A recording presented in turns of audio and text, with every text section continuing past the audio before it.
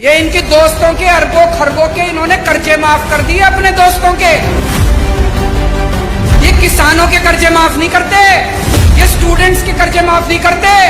इन्होंने अपने अरबपति खरबपति दोस्तों के कर्जे करोड़ों करोड़ों करोड़ों के लाखों करोड़ों के कर्जे माफ कर दिए। इनका एक दोस्त है, उसने 87,000 करोड़ रुपए का कर्जा ले रखा है, एक आदमी ने सारा माफ कर दिया। एक और दोस्त है, उसका 12,000 करोड़ रुपए का कर्जा सारा माफ कर दिया जी, सारा 10 लाख करोड़ रुपए के कर्जे माफ कर दिए इन्होंने आपके टैक्स के पैसे से। इसलिए महंगाई हो रही है। ये जितनी बात कह रहा हूं मैं सच बोल रहा हूं। अगर मैं कुछ भी झूठ बोलूंगा ये केस कर देंगे कल मेरे ऊपर। पढ़ा लिखा आदमी हूं मैं, इनकम टैक्स का आदमी हूं, सब समझता हूं इनके चोरी चकारी सारी। आप एक रोटी खाते हो, एक रोटी पे 1 रुपए का जीएसटी लगता है। 1 कप दही के ऊपर 1 रुपया जीएसटी लगता है। आपने ये जितने कपड़े पहन रखे हैं इस पे टैक्स लगता है। आपका पंखा चलता है, पंखे पे टैक्स लगता है, बिजली पे टैक्स लगता है, दही पे टैक्स लगता है, शहद पे टैक्स लगता है, गेहूं पे टैक्स लगता है, चावल पे टैक्स लगता है। पिछले दिनों इन्होंने खाने पीने की सारी चीजों के ऊपर टैक्स लगा दिया। इतना टैक्स, इतना टैक्स। इस वजह से महंगाई हो रही है। बस सांस लेना ही बाकी है, चिंता ना करो, एक बारी और आ गए तो उस पे भी लग जाएगा टैक्स। कोई दूर दूर तक सरकारी काम दिखाई नहीं देता, तो ये अरबों खरबों रुपया जा कहाँ रहा है? ये जा रहा है इनके दोस्तों की जेब में। मैं आज लिस्ट लेके आया हूं, ये इनके दोस्तों के अरबों खरबों के इन्होंने कर्जे माफ कर दिए अपने दोस्तों के।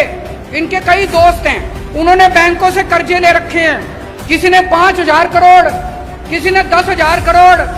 और जब कर्जे वापस करने की बात आई, बैंक आया उनके पास, तो उनकी नीयत खराब हो गई। वो इनके पास गए, बोले जी हमारे कर्जे माफ करा दो। ये किसानों के कर्जे माफ नहीं करते, ये स्टूडेंट्स के कर्जे माफ नहीं करते। इन्होंने अपने अरबपति खरबपति दोस्तों के कर्जे करोड़ों करोड़ों करोड़ों के लाखों करोड़ों के कर्जे माफ कर दिए। ये जितनी बात कह रहा हूं मैं सच बोल रहा हूं। अगर मैं कुछ भी झूठ बोलूंगा ये केस कर देंगे कल मेरे ऊपर।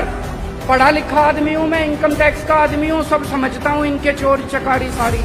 अभी इन्होंने दिल्ली में हमारी सरकार गिराने की कोशिश करी, सोचो इनकी हिम्मत। इन्होंने प्लानिंग बनाई, केजरीवाल के 40 एमएलए तोड़ेंगे।